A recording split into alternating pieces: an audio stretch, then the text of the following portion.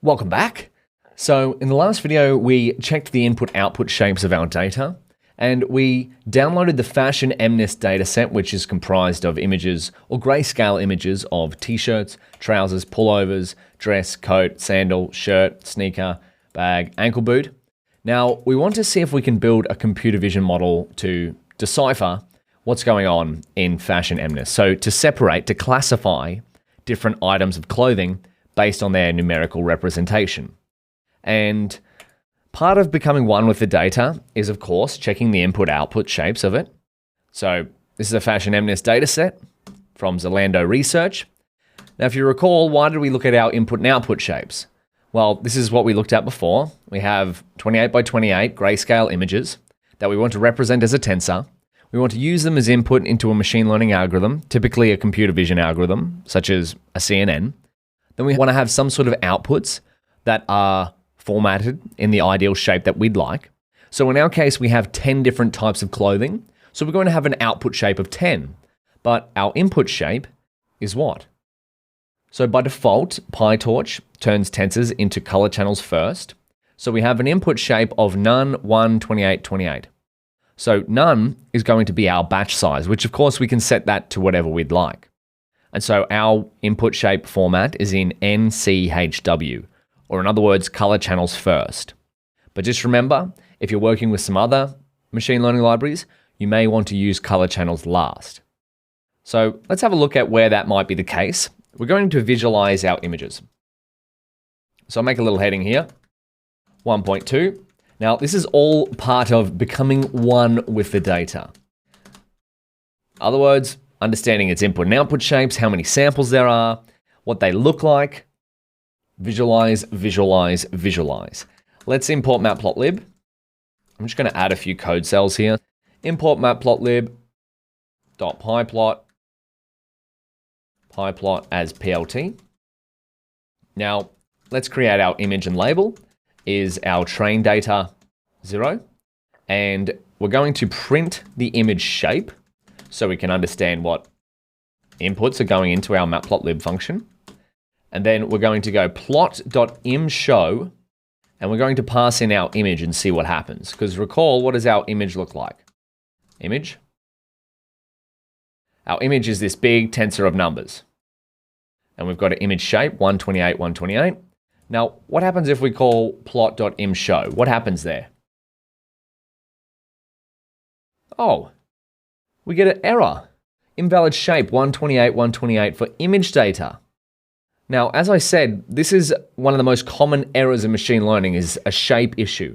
So the shape of your input tensor doesn't match the expected shape of that tensor. So this is one of those scenarios where our data format, so color channels first, doesn't match up with what matplotlib is expecting. So matplotlib expects either just height and width, so no color channel for grayscale images, or it also expects the color channels to be last. So we'll see that later on, but for grayscale, we can get rid of that extra dimension by passing in image.squeeze. So do you recall what squeeze does? It's going to remove that singular dimension. If we have a look at what goes on now, beautiful, we get an ankle boot. Well, that's a very pixelated ankle boot, but we're only dealing with 28 by 28 pixels, so not a very high definition image. Let's add the title to it. We're going to add in the label. Beautiful. So we've got the number 9 here. So where if we go up to here, that's an ankle boot. Now let's plot this in grayscale. How might we do that? We can do the same thing. We can go plot plt.imshow. We're going to pass in image.squeeze. And we're going to change the color map. CMap equals gray. So in matplotlib, if you ever have to change the colors of your plot, you want to look into the CMap property or parameter, or sometimes it's also shortened to just C. But in this case, imshow is CMap. And we want a plot title. And we're going to put in class names and the label integer here. So if we have a look at it now, we have an ankle boot, and we can remove the axes too if we wanted to. Plot.axis, you can turn that off. That's going to remove the axis. So there we go, that's the type of images that we're dealing with, but that's only a singular image. How about we harness the power of randomness and have a look at some random images from our data set. So How would we do this? Let's go plot more images. We'll set a random seed. So you and I are both looking at as similar as possible images, 42. Now we'll create a plot by calling plot.figure, and we're going to give it a size. We might create a 9x9 grid. So we want to see 9 random images from our data set. So rows, cols, or sorry, maybe we'll do 4x4. That'll give us 16. We're going to go for I in range, and we're going to go 1 to rows times columns plus 1. So we can print I. What's that going to give us? We want to see 16 images, or thereabouts. So 16 random images, but used with a manual seed of 42 of our data set. This is one of my favorite things to do with any type of data set that I'm looking at, whether it be text, image, audio, doesn't matter. I like to randomly have a look at a whole bunch of samples at the start so that I can become one with the data. With that being said, let's use this loop to grab some random indexes. We can do so using Torch's randint, so random integer, between 0 and length of the training data. This is going to give us a random integer in the range of 0 and however many training samples we have, which in our case is what? 60,000 or thereabouts. So we want to create the size of 1, and we want to get the item from that so that we have a random index. What is this going to give us? Oh, excuse me, maybe we print that out. There we go. So we have random images. Now, because we're using manual seed, it will give us the same numbers every time. So we have 37542, 37542. And then if we just commented out the random seed, we'll get different numbers every time.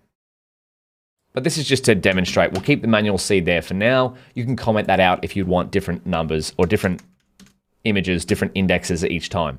So we'll create the image and the label by indexing on the training data at the random index that we're generating.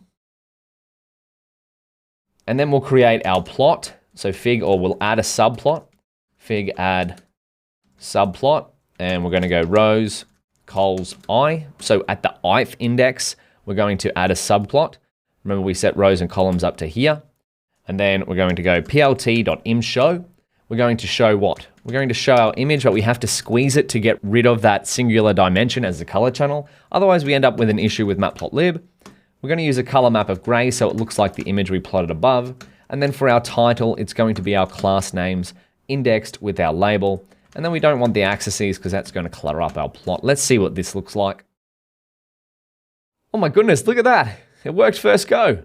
Usually visualizations take a fair bit of trial and error. So we have ankle boots, we have shirts, we have bags, we have ankle boots, sandal, shirt, pullover. Oh, do you notice something about the data set right now? Pullover and shirt. To me, they look quite similar. Do you think that will cause an issue later on when our model is trying to predict between a pullover and a shirt? How about if we look at some more images? We'll get rid of the random seed so we can have a look at different styles. So we have a sandal, ankle boot, coat, t-shirt, top, shirt. Oh, is that a little bit confusing that we have a class for t-shirt and top and shirt? Like, I'm not sure about you, but what's the difference between a t-shirt and a shirt? This is just something to keep in mind. As a t-shirt and top, does that look like it could be maybe even a dress? Like the shape is there? So this is just something to keep in mind going forward. Chances are if we get confused on our, like you and I looking at our data set, if we get confused about different samples and what they're labeled with, our model might get confused later on. So let's have a look at one more and then we'll go into the next video. So we have sneaker, trouser, shirt, sandal, dress, pullover, bag, t-shirt. Oh, that's quite a difficult one. Doesn't look like there's even much going on in that image. But the whole premise of building a machine learning model to do this would be, could you write a program that would take in the shapes of these images and figure out, write a rule-based program that would go, hey, if it's look like a rectangle with a buckle in the middle, it's probably a bag. I mean, you probably could after a while, but I prefer to write machine learning algorithms to figure out patterns in data. So let's start moving towards that. We're now going to go on figuring out how we can prepare this data to be loaded into a model. I'll see you there.